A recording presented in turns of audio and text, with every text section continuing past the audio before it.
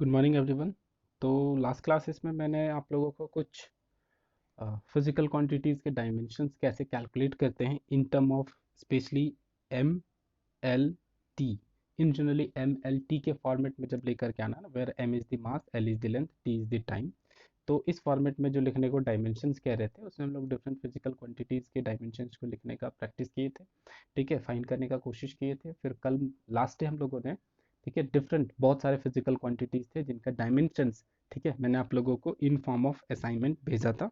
ठीक है, आज हम लोग उसी को आगे पढ़ाएंगे, आगे बढ़ाएंगे, और आज हम लोग पढ़ेंगे डायमेंशनल एनालिसिस। ठीक है, तो what is the dimensional analysis. तो डायमेंशनल एनालिसिस में क्या है हम लोगों का कि डायमेंशन हम लोगों ने फाइंड करनी सीखी। अब उसी को एनालिसिस करके डिफरेंट मेथड से, ठीक है, बहुत डिफरेंट डिफरेंट यूज करेंगे। ठीक है, तो जो बेसिक तीन यूज जो हम लोग करने वाले, जो यहाँ आपके 11th के सिलेबस में है, वो है, ठीक है, three uses of dimension analysis जो बेसिकली है। फर्स्ट नंबर पे आता है conversion of one system units to the another system units. ठीक है, पहला जो है conversion of first unit system, किसी यूनिट सिस्टम, सपोज ऐसा यूनिट सिस्टम में है, to the another unit system, अगर आपको सीजीएस में कन्वर्ट करना है तो पहला आप एनालिसिस से ही, ठीक है, डायमेंशन एनालिसिस से ही, ठीक है, एसआई यूनिट से सीजीएस यूनिट में जा सकते हो। ये फर्स्ट यूज हो गया।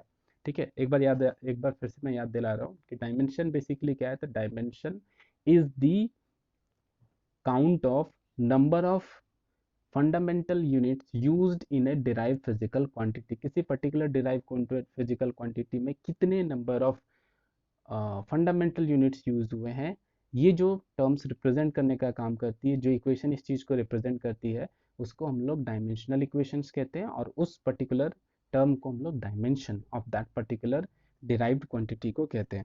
तो फर्स्ट है जो conversion of one system units to another systems, ये हो गया हमारा। सेकेंड नंबर पे है checking the correctness of the given physical relations. ठीक है, आप ये भी देख सकते हो force equal to M A है, ठीक है, और कहीं पे लिखा हुआ रहे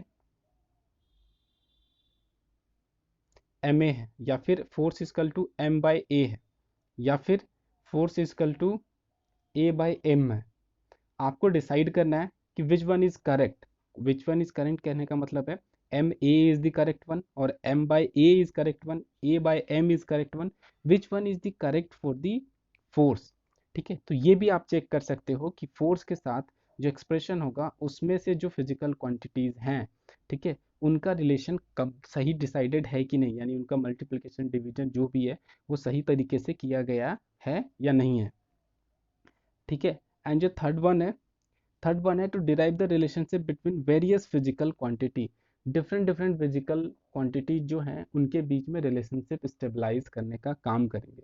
ठीक है, और जो इसमें और जो इसके यूजेस हैं, तो इसमें यूजेस है कि आपके पास एक अननोन फिजिकल क्वांटिटी है, जैसे एफ इजकल टू लिखा हुआ है बी एक्स, वेयर आपको क्या पता है कि आपको बस क्वेश्चन में दिया हुआ रहेगा F is the force, X is the length, then find the dimension of B. हम लोग थर्ड के बारे में बात कर रहे हैं। तो then find the dimension of B. तो आप कैसे फाइंड करोगे डायमेंशन ऑफ बी? ठीक है, तो ये हमारा थर्ड नंबर पे, इसको भी मैं करने सिखाऊंगा कि कैसे हम लोग अननोन फिजिकल क्वांटिटीज जिनके बारे में कोई इन्फॉर्मेशन नहीं है, उसके बारे में कैसे इन्फॉर्मेशन जमा करेंगे, कैसे उसका डायमेंशन फाइंड करेंगे। तो बेसिकली जो आपको 11th क्लास में पढ़ने हैं डायमेंशन एनालिसिस में, ये तीन टॉपिक्स हैं। ठीक है, तो पहले टॉपिक शुरू करती हैं। पहला टॉपिक है हम लोगों का conversion of one system to the another unit system, यानी कि एक एसआई सिस्टम में सपोज है तो उसको सीजीएस सिस्टम में कैसे कन्वर्ट करेंगे, इसके बारे में बात कर रहे हैं। ठीक है, तो conversion of one unit system to the another unit system. ठीक है, अब कंसिडर करते हैं कैसे उसको प्रोसीड करना है, उस प्रोसीजर पे आते हैं। Let a physical quantity, suppose कोई फिजिकल क्वांटिटी एक्स है जो कि फर्स्ट यूनिट सिस्टम में, किसी यूनिट सिस्टम में, ठीक है, कैसे लिखा जा रहा है, तो एन वन, एम वन पे पावर ए है, एल वन पे पावर बी है, टी वन पे पावर सी है। ठीक है, कोई फिजिकल क्वांटिटी एक्स है, किसी यूनिट सिस्टम में, वो ऐसा ही हो सकता है या फिर सीजीएस सिस्टम हो सकता है, उसमें उसको कैसा लिखा जा रहा है, तो एन वन ब्रैकेट के अंदर एम वन पे पावर ए, एल वन पे पावर बी, टी वन पे पावर सी। एम रिप्रेजेंट कर रहा है मास। ठीक है, उस सिस्टम में जो डायमेंशन है वो एम वन है मास के लिए, डायमेंशन एल लेंथ के लिए एल वन है, टाइम के लिए टी वन है। और कितने यूनिट्स यूज़ हुए हैं, तो A B C units use हुए हैं। ठीक है। और जो हमारा n1 है वो न्यूमेरिकल वैल्यू ऑफ x है, जैसे कि x की वैल्यू है 10 यूनिट, यूनिट कुछ भी हो सकता है, यहाँ पे 10 यूनिट है। तो ये जो 10 है वो हमारा यहाँ पे n1 है, न्यूमेरिकल वैल्यू ऑफ x है। ठीक है, ओके। अब आगे आते हैं। ठीक है। Now the same physical quantity x, यही जो सेम फिजिकल क्वांटिटी है किसी दूसरे यूनिट सिस्टम में, किसी दूसरे यूनिट सिस्टम में कैसा लिखा हुआ है, n2, उसका न्यूमेरिकल वैल्यू यानी कि 10 है या 20 है, उस न्यूमेरिकल वैल्यू में उसका न्यूमेरिकल वैल्यू, उस फिजिकल क्वांटिटी में जो यूनिट है उसमें उसका न्यूमेरिकल वैल्यू क्या है, m2 पे पावर a, l2 पे पावर b, t1 पे t2 पे पावर c। ठीक है, एक बात याद रखना, अगर डायमेंशन में, ठीक है, कोई अगर सपोज आपने डायमेंशन लिखा कि velocity is equal to length T minus metre पर सेकेंड, लेंथ टी माइनस, तो आप किसी भी यूनिट सिस्टम में चले जाओ, ठीक है, वहां पे ये नहीं बताने का काम करती है कि ये सीजीएस है या एसआई यूनिट है, ये बस ये बताती है कि एक फंडामेंटल यूनिट में से लेंथ का एक टर्म यूज हुआ है और टाइम का एक यूनिट यूज हुआ है, ये नहीं बताता है कि ये मीटर में या सेकेंड में, डायमेंशन बताने का काम नहीं करती है। ठीक है। तो इसीलिए m2 पे भी पावर वही होगा, क्योंकि यहाँ पे अगर मास का आप a पावर यूज करें, यानी कि a टाइम्स मास यूज हो रहा है, तो m पे भी पावर वही होगा, लेंथ पे भी पावर वही होगा, टाइम पे भी पावर वही होगा। ठीक है। और जो n2 है वो इस फिजिकल क्वांटिटी में x की वैल्यू है। ठीक है, x की वैल्यू सपोज 10 पिछले वाले में था, तो इस वाले में मान लो कि 70 यूनिट्स है। ठीक है, ये 70 हमारा n2 है। ठीक है, अब इक्वेशन ए को और इक्वेशन बी को इक्वेट कर देते हैं, क्योंकि दोनों तो एक ही फिजिकल क्वांटिटी के लिए, तो हम लोगों ने दोनों को इक्वेट कर दिया। ठीक है, this will be equals to this.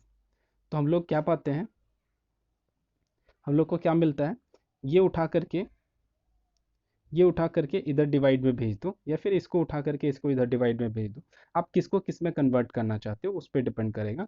तो मैंने क्या किया, n2 वाले टर्म्स में इधर था, उसको उठा करके इधर भेज दिया।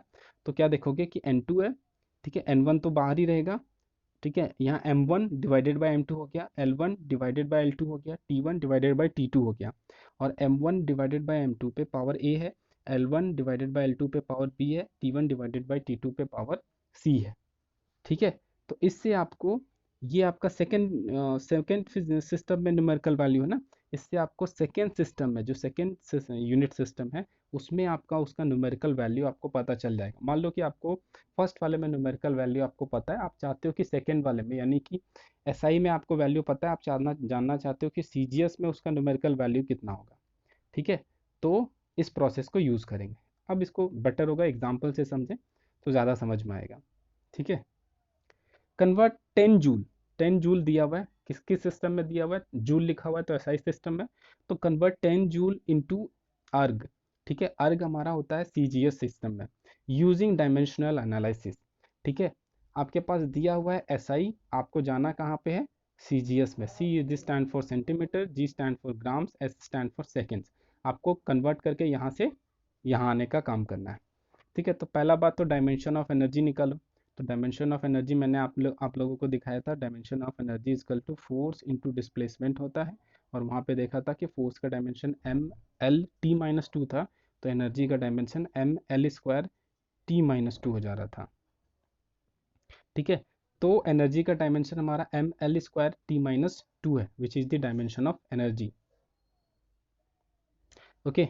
तो यहाँ पे आप देखो, इस इक्वेशन को कंपेयर करोगे तो m पे पावर कितना है 1, तो a की वैल्यू कितनी हो गई 1, l पे पावर कितना है 2, तो b की पावर कितनी हो गई 2, t पे पावर कितना है, ठीक है, -2, तो c की पावर कितनी, c की वैल्यू कितनी हो गई -2। ठीक है, तो a की वैल्यू आपको मिल गई, b की वैल्यू मिल गई, c की वैल्यू मिल गई। ठीक है, अब दूसरी चीज आगे बढ़ते हैं। एक हमारा एसआई सिस्टम है, एक हमारा सीजीएस सिस्टम है, अर्ग हमारा एनर्जी का जो यूनिट होता है वो सीजीएस सिस्टम में होता है। तो यहाँ पे यूनिट जो होता है m1 1 केजी के बराबर होता है, और वहाँ पे m2 1 ग्राम के बराबर होता है। यहाँ पे l1 ऐसा यूनिट में बोला था ना, यहाँ पे केजी मीटर सेकेंड होता है, और यहाँ पे ग्राम सेंटीमीटर सेकेंड होता है, वही करस्पॉन्डेंस में लिख रहे हैं। ठीक है, तो 1 केजी है ग्राम है, 1 मीटर सेंटीमीटर, सेकेंड तो सेकेंड, ठीक है, अब जो हम लोगों के पास फॉर्मूला था, ये वाला फॉर्मूला, इसको पूरे को पूरा पुट कर देते हैं। ठीक है, ठीक है, आपको इसमें जानना क्या है, आपके पास जानना क्या है, तो इस केस में, सीजीएस के केस में N2 की वैल्यू जाननी है। ठीक है, N2 की वैल्यू जाननी है। तो आपके पास M1 का वैल्यू पता है, M2 का वैल्यू पता है, L1 का वैल्यू पता है, L2 का वैल्यू, T1 T2 सबकी वैल्यू पता है। आपको बस N2 की वैल्यू पता करनी है। यहाँ पे N1 का वैल्यू दिया हुआ है, आप ऊपर वाले फॉर्मूला में पुट कर दोगे, ये हमारा 100 ग्राम हो जाएगा। ठीक है, ये हमारा 100 सेंटीमीटर हो जाएगा, सॉरी 1000 ग्राम हो जाएगा, ये 100 सेंटीमीटर हो जाएगा। तो 10, ठीक है, M1 की वैल्यू पुट करोगे, ठीक है, ये 1 kg होगा तो 1000 ग्राम के बराबर हो जाएगा। 100 है डिवाइडेड बाई 1 है। ठीक है, 1 क्यों, क्योंकि ये 1 सेंटीमीटर है और इसको सेंटीमीटर में कन्वर्ट करोगे तो 100 हो जाएगा, इसके ऊपर पावर है। ठीक है, अब सेकेंड के लिए तो सेम रहेगा, क्योंकि दोनों में सेकेंड सेकेंड ही, तो 1/1। तो ये इस जो 100 है उसका स्क्वायर है, तो 100 का स्क्वायर कितना हो जाएगा, तो देखो ये 10, 100 को हम लोग लिख सकते हैं 10⁻², 100, 10⁻², 10 × 10 विल बी 100, और अगर इसका स्क्वायर है तो हो जाएगा 10⁻4। तो ये टर्म आपको दे रहा है 10⁻4। यहाँ पे 1 0 2 0 3 0 है, ये हो जाएगा 10⁻3।